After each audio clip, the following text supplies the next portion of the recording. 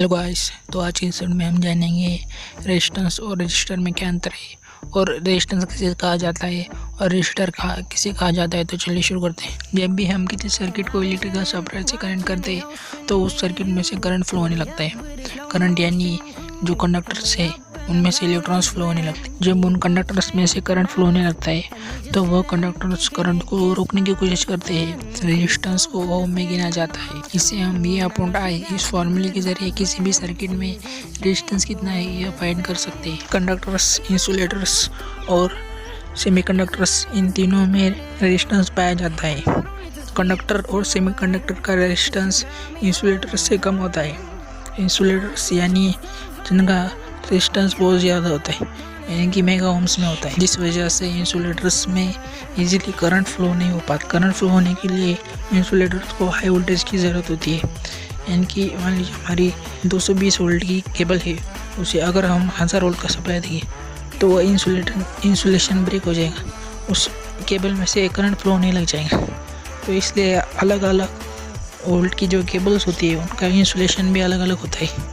Insulation का भी एक वोल्टेज होता है, उस वोल्टेज से ज़्यादा अगर हम उसे वोल्टेज दे दें तो उस इंसुलेटर्स में से भी करंट फ्लो होने लगता है। कॉपर इस धातु का रेजिस्टेंस बहुत ही कम होता है। सबसे कम रेजिस्टेंस सिल्वर इस धातु का होता है। सिल्वर की कॉस्ट ज़्यादा होने के कारण इसका यूज़ नहीं किया जाता। कॉपर ये चीप होता है मगर इसका भी उपयोग ज़्यादातर किया नहीं जाता। हमारे जो ट्रांसमिशन और डिस्ट्रीब्यूशन लाइन्स है उसमें एल्यूमिनियम का उपयोग किया जाता है, क्योंकि यह हल्का होता है और उसकी कॉस्ट भी कम होती है। तो ज़्यादातर एल्यूमिनियम और कॉपर का यूज़ किया जाता है। अगर हमारे पास एक mm² की वायर है और कॉपर वायर है और एक एल्यूमिनियम वायर है, तो इसमें से जो कॉपर वायर है उसमें से ज़्यादा करंट फ्लो होगा, क्योंकि कॉपर वायर का रेजिस्टेंस एल्यूमिनियम वायर से कम होता है। एल्यूमिनियम का रेजिस्टेंस ज़्यादा होने के कारण उसमें से कॉपर के मुकाबले कम करंट फ्लो होगा।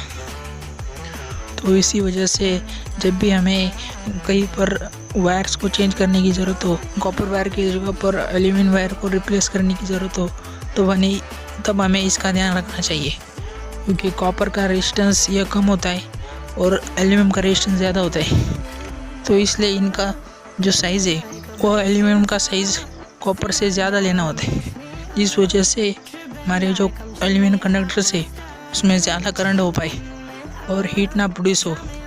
अगर हीट प्रोड्यूस होगी तो हमारा इंसुलेशन ख़राब हो जाएगा। तो रेजिस्टर्स यह एक फिज़िकल चीज़ होती है, डिवाइस होते हैं। उस डिवाइस के ज़रिए हम करंट के फ्लो को कम या ज़्यादा कर सकते हैं।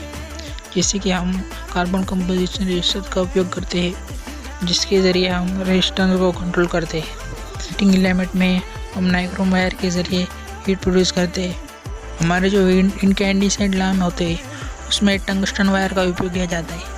टंगस्टन इस वायर का रेजिस्टेंस बहुत ही हाई होता है। रेजिस्टेंस के साथ साथ इसका मेल्टिंग पॉइंट भी बहुत ज़्यादा होता है, जिस कारण जब यह वायर बहुत ही ज़्यादा हीट हो जाती है, हीट होने के बाद इसमें से लाइट बाहर आती है और यह वायर का मेल्टिंग पॉइंट ज़्यादा होने के कारण ये वायर जल्दी मेल्ट भी नहीं होती। तो इस तरह से हम रेजिस्टर्स का उपयोग करते हैं हमारे करंट के फ्लो को नियंत्रित करने के लिए या फिर हीट प्रोड्यूस करने के लिए। धातुओं का रेजिस्टेंस भी अलग अलग होता है। मान लीजिए कॉपर है, कॉपर का रेजिस्टेंस अगर 1 ओम है तो उसी साइज़ के एल्यूमिनियम वायर का रेजिस्टेंस 2 ओम होगा, यानी कि यह अलग अलग होगा। क्योंकि जो हमारे कॉपर वायर में जो एटम्स है उसका स्ट्रक्चर हमारे एल्यूमिनियम वायर में जो एटम है उसके स्ट्रक्चर से अलग अलग होता है।